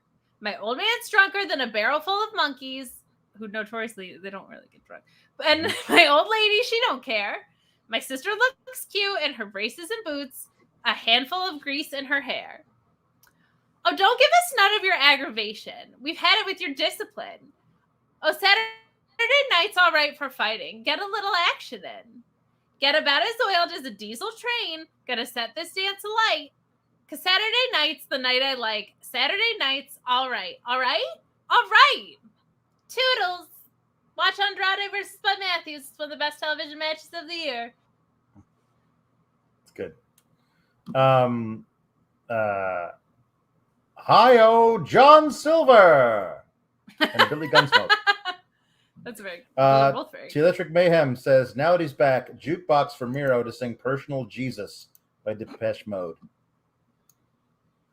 God, I'm trying to figure. Okay, hold on. Let's see if I get this. Week 7, I keep doing Simpsons stuff. Come on, man. Come on, here we go. I'm trying to figure out. Okay, as a favor to my God, I will make dinosaurs extinct one more time. The first time, he sent a meteor. The second time, he sent me. Reach out and touch faith. Your own personal Jesus, someone to hear your prayers, someone who cares. Your own personal Jesus, someone to hear your prayers, someone who's there. Feeling unknown and you're all alone. Flesh and bone by the telephone. Lift up the receiver, I'll make you a believer. Take second best, put me to the test. Things on your chest you need to confess. I will deliver. You know I'm a forgiver. I am a redeemer. That is what you seemer. Nailed it. That's enough. Reach out and touch faith. Okay. Okay. Oh, come on. Jambeard says Tony D to sing some ridiculous song by Adriano Celentano. It's a 70s Italian song done in the style of English rock using only gibberish. No, I can't say that. That doesn't make any sense. When it's written out, I can't even read that. How do I even read? Jambeard, send it a different thing. I'm not even trying to get through that. It wouldn't even be funny. You just got lectured. Send it a different chat. I can't read that. Like I don't even know how I would say that. Like there's a thing that says this UAIT. How what? I don't even know what that is. Like I don't know what to do that. I'm sorry, Jambeard. You're great. Just I can't read that off the page. Send in another funny one. I promise you I'll do a different one. Darby sings the Gummy Bear song. From Vicky, love you, Alex. I am a gummy bear. The Gummy Bear song. Is this like the Gummy Bears theme song from the 80s cartoon, or I'm a Gummy Bear? Okay, I guess I'll do in this one. I love that you think I'm the authority on gummy bears. Someone know that. Oh, well, listen, the Gummy Bears theme song from the 80s is really good. Maybe I'll just add that at the end of here. Okay, here we go. Oh, I'm a gummy bear. Yes, I'm a gummy bear. Oh, I'm a yummy, tummy, funny, lucky gummy bear. I'm a jelly bear. 'Cause I'm a gummy bear. Oh, I'm a moving, grooving, jamming, singing gummy bear. Oh, yeah. Gummy, gummy, gummy, gummy, gummy bear. Gummy, gummy, gummy, gummy, gummy bear. Ba-ding, ba-doll party. Ba-ding, ba-dolly party. Ba-ding, ba-dolly party, party pop, Malachi Black. Ba-ding, ba-dolly party. Ba-ding, ba-dolly party. Ba-ding, ba-dolly party. Ba-ding, ba-dolly party, party. Brody King. Gummy bears, bouncing here and there and everywhere. High adventures that's beyond compare. They are the gummy bears. Buddy Matthews. Thank you. I added that in the end. I liked it. Thank you. Okay, let's see here. What else we got? All right. Are the Ceases in the chat? Did they abandon us because we didn't do enough Rookie Rainbow? Did they desist? They may have. Okay. What? Okay. So here we go. Jambeard says, here's to week 7 of getting Kate to do Simpson stuff. Tiffany to sing, who needs the Quickie Mart? Emily C says that they are present. Okay, good. All right, hold on. You sing that, and I'm going to go away for a second. I'm skipping the beginning part because I don't know what this is. Whether igloo, hut, lean-to, or geodesic dome, there's no structure I haven't been which I'd rather call a home. When I first arrived, you were all such jerks, but now I've come to love your quirks. Maggie with her eyes so bright, Marge with her Frank Lloyd Wright, hair by Frank Lloyd Wright. Lisa can philosophize, Bart's adept to spitting lies, Homer's a delightful fella, sorry about the salmonella. Who needs a Quickie Mart? Here's the tricky part. Oh, won't you rhyme with me? Who needs Quickie Mart? I'm just going to say Toodles, because everything else is a bunch of lines, and I don't understand what's going on. Jambird wants Ricky Rainbow to sing the Reading Rainbow theme song. LEC said, I got back as quickly as I could. Legend. Happy Pride, Hello, everyone. loves. It's so good to be here. I'm going to sing this song about a reading rainbow. Listen, you know, for the first 15 years of my life, I could not read. I never learned to read until I was in my mid-teens. And then I learned to read by reading wank mags. There were articles in there. But, you know, listen, I grew up hard and alone on the streets of London. But then I was taken in by a kindly madam who ran a brothel. I'm making up this backstory as I go along. Reading Rainbow. Butterfly in the sky. I can go twice as high. Take a look. It's in a book. It's Reading Rainbow. I can go anywhere. Friends to know and ways to grow. A Reading Rainbow. I could be anything. Take a look. It's in a book. A Reading Rainbow. A Reading Rainbow. Oh, a Reading Rainbow. That's my favorite one. Well, this is me now. This is what I'm doing. So, here you are. So, this is me.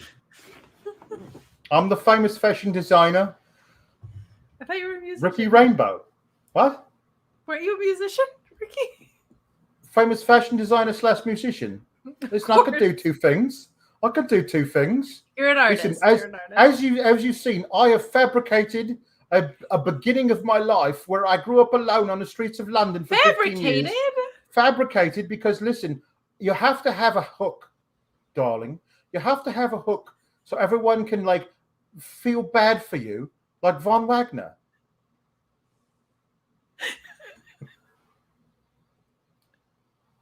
I thought you were going to say it was fabricated because of all your fashion experience. Listen, like every month, is Pride Month when you're Ricky Pride. Rainbow. It's Pride. It's Pride. It's Pride year. It's Pride decade. It's Pride century. Everything is Pride. I'm proud. Ally. I'm out and I'm proud. I'm also in and I'm proud. I'm in and out and in and out and in and out and I'm proud. We're proud That's of all you. I am. Well, everyone should be proud. What's going on here? So we did. Tiffany sings. Tiffany to do the Viking prayer from the 13th Warrior. Oh, was that movie where they got a bloody Spaniard to play an Arab? That was not at all problematic, was it?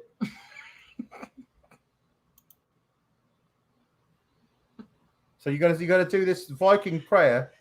Yeah. Sailing on a sea of trouble, our backs are to the sun. The thickest fog we've ever seen fell without a sound. We're up against an ancient force that's never been brought down. A tired king, a desperate land, broken and burden bound. Forwarding into battle is when we come alive. Sharpened swords and eyes cold as ice. The fear we face, we know we may not survive. The only death can stop the fire burning in our hearts. Stepping onto foreign sand, a naked child runs our way, bringing blood upon his hands. An ancient evil that all men dread. We hope and pray for the angel of death. Toodles. And toodles to you too, love. It's beautiful. Also, I don't think you're going to like this one either, but Tom LaValle wants you to sing Misery Cantare for that return. The return of, what's his name? Listen, hold on. I studied under the tutelage of this beautiful man here. It's Minoru Suzuki, it is. He's wonderful. Look at that jawline. Look at that jawline. I had a jawline like that once and cheekbones like that, but I had to give them back. You had to give them back? I stole them because I was a pickpocket on the streets of London, and I stole a man's cheekbones and jawline, and then the bobbies found me, and I had to give them back.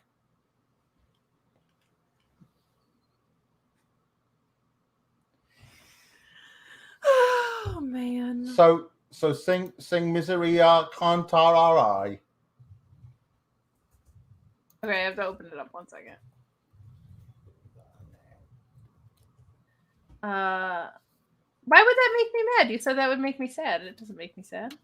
Well, no, you usually punkish? don't. Yes, yeah. You don't. I don't want you to. Yeah. So. But it's a memory. Love your hate, your faith lost.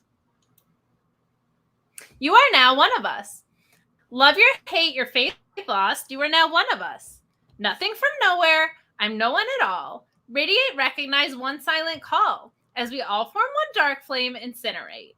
Nothing from nowhere. I'm no one at all. Radiate, recognize one silent call. As we all form one dark flame. As we all form one dark flame. As we all. Love your hate, your faith lost. You are now one of us. Love your hate, your faith lost. You are now one of us. Toodles. And then he comes out in the gym shorts and the jacket. It's like a whole thing. I was wrong because I thought, because I don't know all these foreign languages. So I thought Misery Cantare was Kaze Ninare. That's why I was confused. No. And I thought it was that because Minoru's coming back tomorrow, love. He's going to be teaming with the Sammy Guava and the Dad Rock Jericho. So they're going to be teaming together with the Murder Gramps, and they're going to be chopping knots. But I thought that was the return, and the Cantare was the Kaze Ninare. So it's all my fault. No. That's it's all my fault. Yeah. Kaze Ninare was the you don't know it because there was an incident where they didn't play the hook. Remember? Everybody went mad about it. Everyone went mental. They go mental. They went bloody mental for the twins. Oh wait, okay. What's next?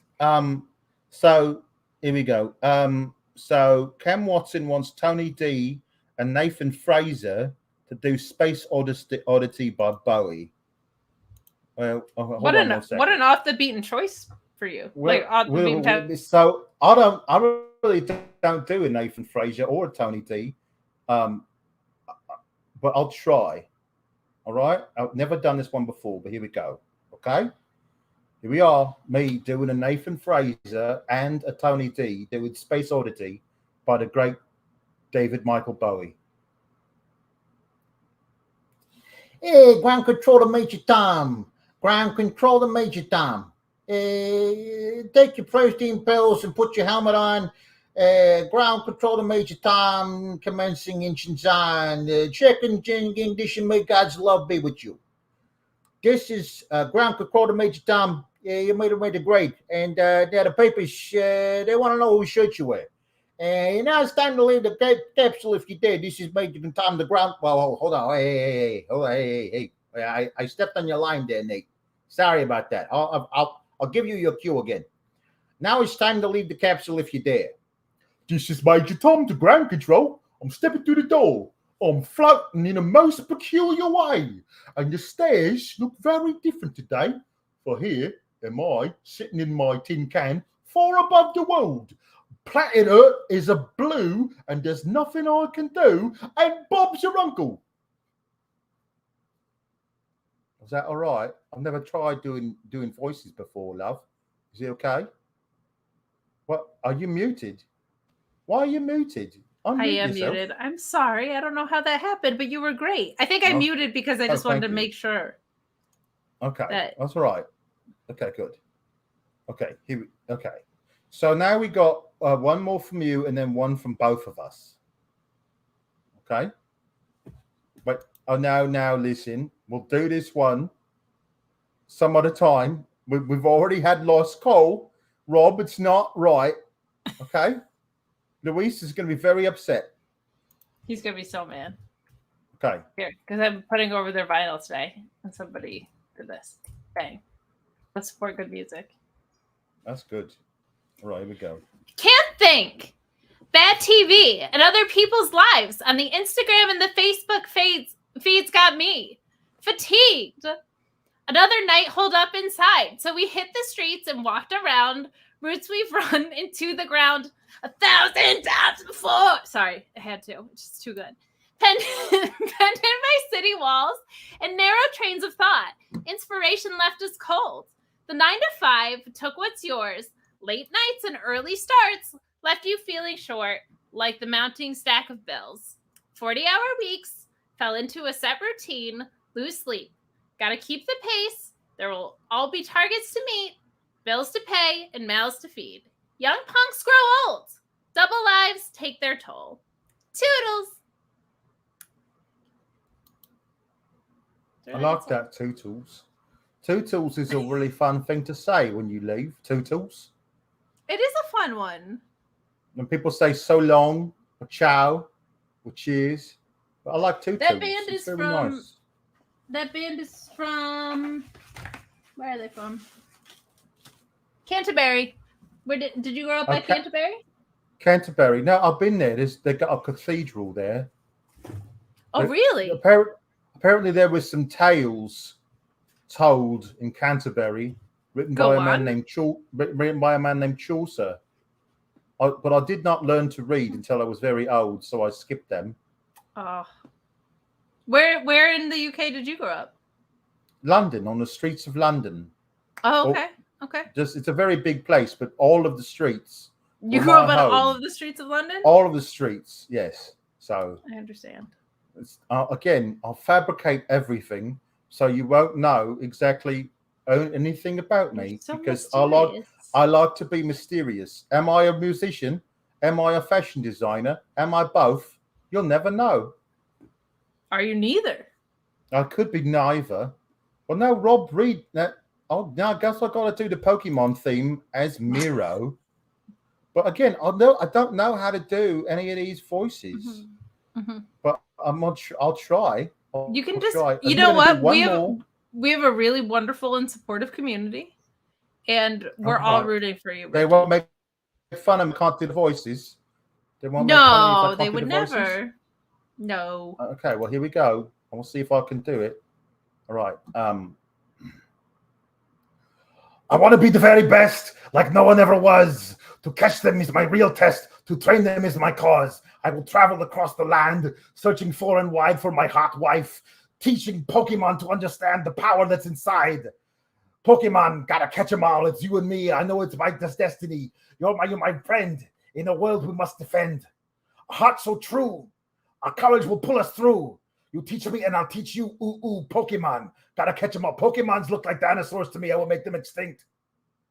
It's not great. Whoa, now it sounds like you're doing an Alex Palowski impression. I don't know who that is, love. Who's that? He's not famous, so I don't know who he is. He's actually an internationally renowned wrestling analyst. Really?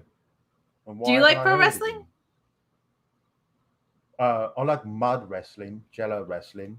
That's how I made my living when I was in my early 20s. But we don't know if that's true.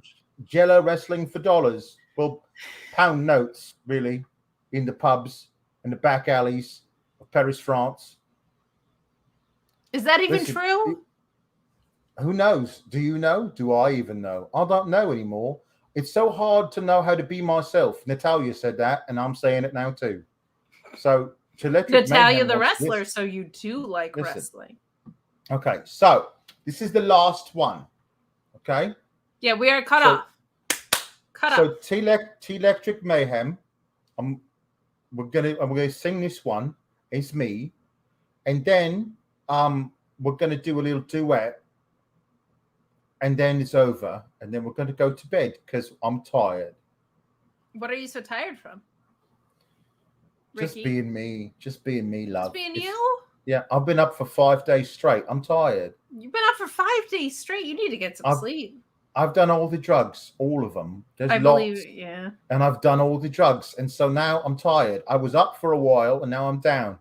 That's how it works. You need some rest and you need to go to the restaurant for food. Mm-hmm. Okay, so here we go. Electric Mayhem wants Ricky Rambo to sing Flesh for Fantasy by Billy Idol. We all do. And so that's what we're going to do. Here we are, over here. There's a change in pace of fantasy and taste. Do you like good music? Do you like to dance? Or hanging out for a body shot at night? Ain't it strange what they do to feel all right? Oh, yeah. So when will you call? I'm experienced. Oh, yeah. Face to face, back to back.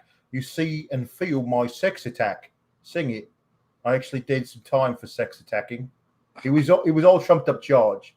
I didn't do it at all. But it was a different time to London in the 80s. Flesh for fantasy. We want flesh for fantasy. It's after midnight. Oh, are you feeling all right? Oh, yeah. Turn out the light, babe. Are you someone else tonight? Neighbor to neighbor, door to door. Don't ask questions. Time for it all. Oh, yeah. Oh, yeah. Is that it? Was that good? Sorry. It's excellent. All right. You did great. Thank you. We have a very supportive community here, Ricky. Thank you. I'm gonna take my leave, and we'll see you here next week. Before you go though, do you do cruises? Oh yeah, no, I do a lot of cruising. A lot of cruising. I think she might have a gig for you, that gal. Oh, wonderful. Yeah. Yeah. There's a double entendre when I say I'm doing cruising. I don't know if you know the lingo, but I was making a joke. But yes, I do love cruises as well. All right, I'm going to go away and I'll come back next week, let's say. It was so good. Hey, thanks for stopping by. You know, it's something I like to do for all my fans. So no, it's great, especially when Sean doesn't come by and you are here. It's a perfect combination. Thank you. Right. Okay. Well, I'm going to go, but then I'll be back next week. All right. We'll see you then. Toodles. Hugs and high fives. What a sweet darling Ricky Rainbow is. I wish I had someone to do Barbie Girl by Aqua with me. Oh, hey!